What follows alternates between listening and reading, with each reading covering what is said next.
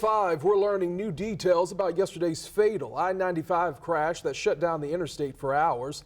The chase was the result of a carjacking on the north side of town, and this evening we're hearing from that victim on how it all started.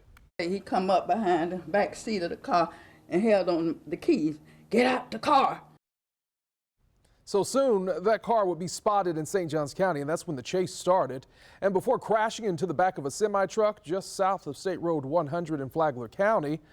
Tia Collins is on your side to talk a little bit more about that. Tia, I know you spoke with the victim of the carjacking. What more did she tell you about all of this?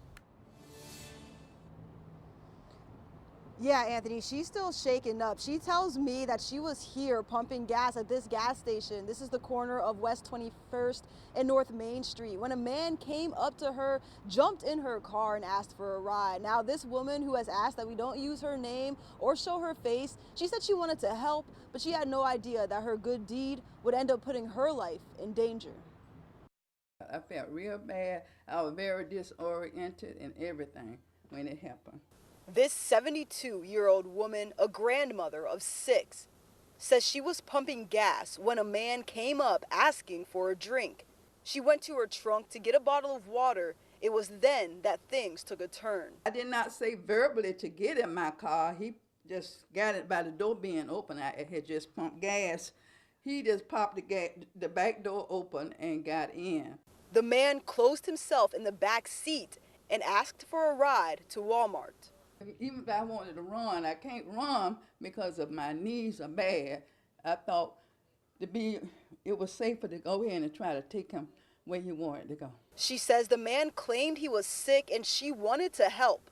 She started the drive, but less than 4 miles later, when they pulled up to a stop sign at this intersection, he became aggressive, jumping from the back seat to the front. He was sitting in the back seat, therefore he ran me over, came over the back seat like that.